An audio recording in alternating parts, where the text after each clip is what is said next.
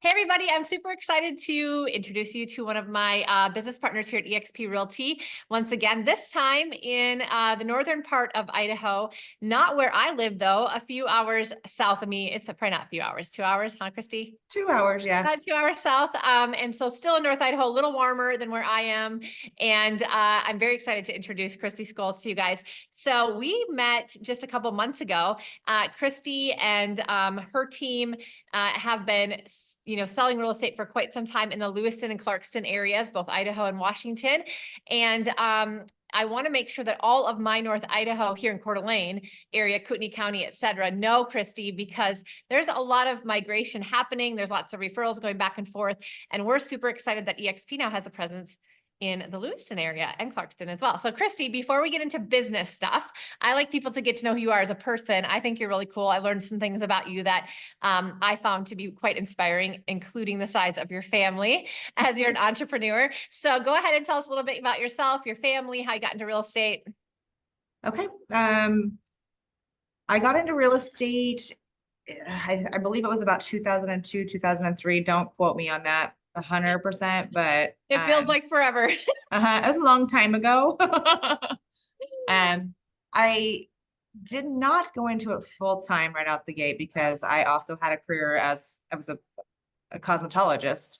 Cool. And I was raising small children. I had 3 small children at the time, and it just didn't seem I thought I would baby step my way into it.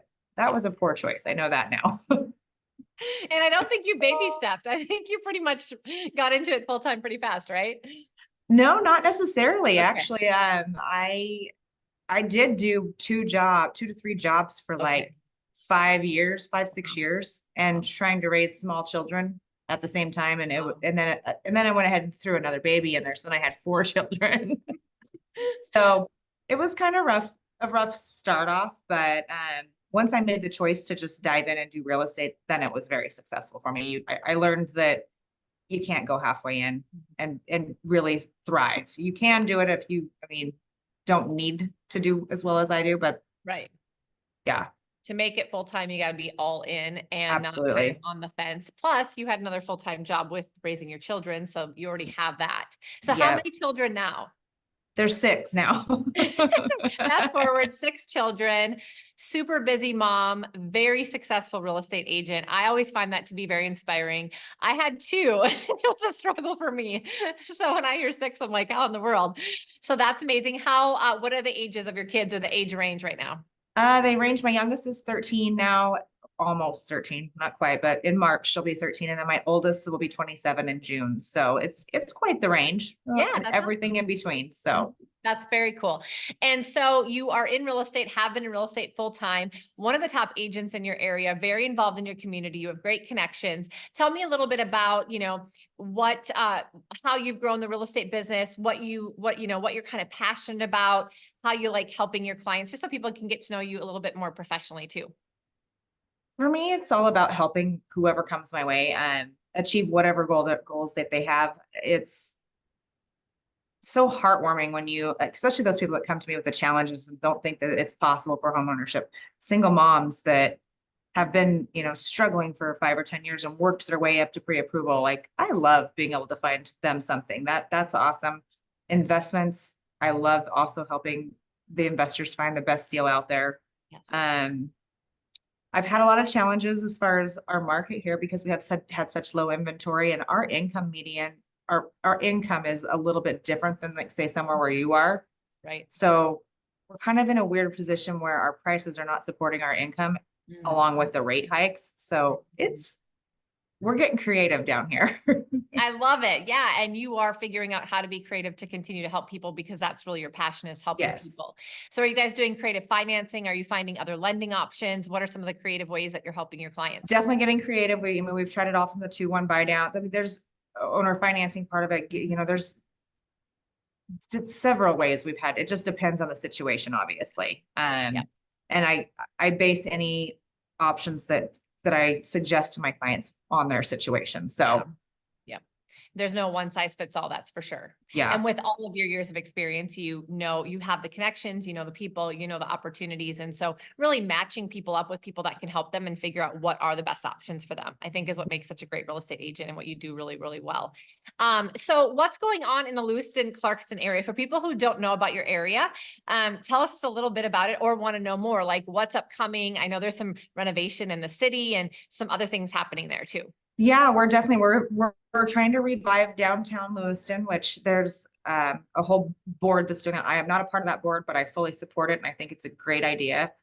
So we're trying to bring downtown Lewiston back to life, plus a huge portion of the land where there was just like a pea plant, if that makes sense, is in the works to be purchased by the city, which will be a lot more development coming our way. We're very excited about that.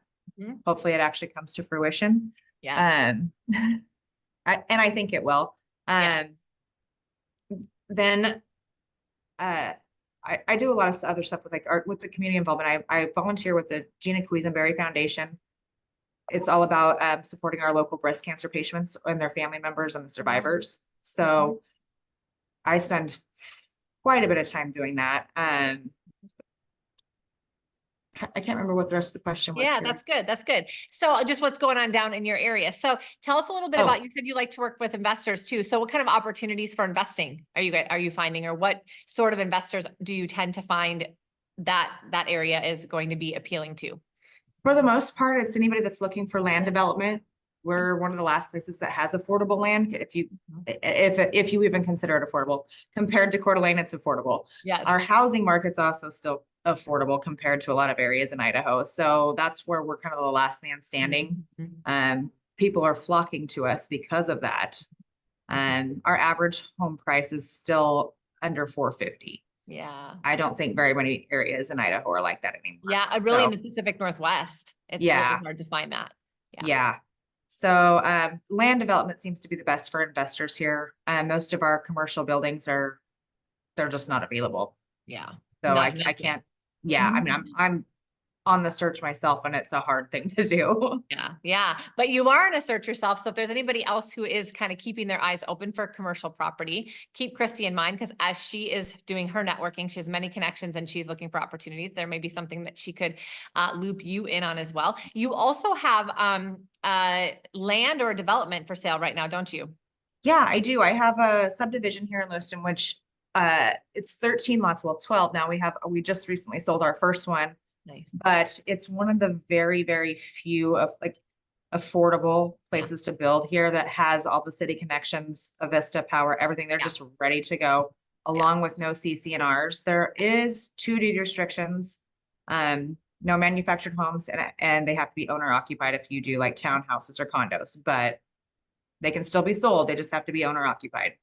And so I would imagine they're fairly affordable, or that land is more affordable than if you're looking up here or anywhere in this Kootenai County or general area. So if you're a builder, if you wanted to get into that, this could be something that it would be of interest to you because it is more affordable. And so of course there's a little bit less risk, and it's going to give you some more capital to build your properties. Yeah, 100%. So yeah, that's fantastic. So, tell me a little bit about the cruise ships, because I heard somebody talk about this before and I didn't know about it. Is that true? There are some cruise ships that come into Lewiston and it's becoming more popular? yes, there are a couple, and I'm not going to lie to you. I'm local here, so I don't know much about those. I was like, wait, I didn't know that. And they said, literally, it's like some of the larger cruise ships. It's like the port inland, like the port in all of this area of the whole Pacific Northwest. I had no idea. Yeah, I wouldn't really they're more like steamboats, but they're giant, like a cruise ship. So I wouldn't call it it's not going to be what you have in mind. It's not like when you see them in Miami in the ocean, people, but yeah, not like that. But it's a very popular thing, and people come from all over to do this. And like I said, I'm local, so obviously I'm not doing it, but I see them. I'm like, what is going on over there? Yeah. Well, what's interesting about that, I always think of those sorts of things because that's tourism, which drives your community. And that's why people are also migrating, because any place that has tourism is going to grow, and you're revitalizing, your downtown area. You have affordable land, there are developments coming. So you're a growing area still. And it's great for investors because if people are looking looking to do something different and affordable, and they're traveling, and even coming from this area, you know, going for a couple hour drive, or from Washington coming over, I would imagine some short-term rental opportunities could be interesting. So Yes. Also, if you have any clients looking for those rentals, like if you know of anybody that does, we have no rentals available here, and our rental prices are so high. Okay. So you can basically buy anything and rent it for whatever you want. It's not whatever. That's, I don't want to lie here, but crazy amounts, because we have such a lack of anything that people, if you can't buy and you can't rent, What do you do? Yeah, what do you do? Yeah, yeah. I love it. So investors, this might be an area that is growing. That would be a place for you to look. A lot of people who are connected with me are investors all over the country. Check out Lewiston, Idaho, and reach out to Christie Scoles, because she's one of the top agents down there. They just got a new little office space, which I'm super excited about, but more to come on that, because I think there's going to be bigger and better coming her way. She's got great visions for what she wants to do down there. We're excited to be in partnership with you, Christie. And I'm excited that I got a chance to introduce you to all of my friends and following, and you guys are doing a great job. We're super excited, and I think it's going to be a good year for you guys. Yeah, I hope so. Yes. And I'm super excited to be involved with you too, Cari. You've been amazing. So thank you. You're welcome.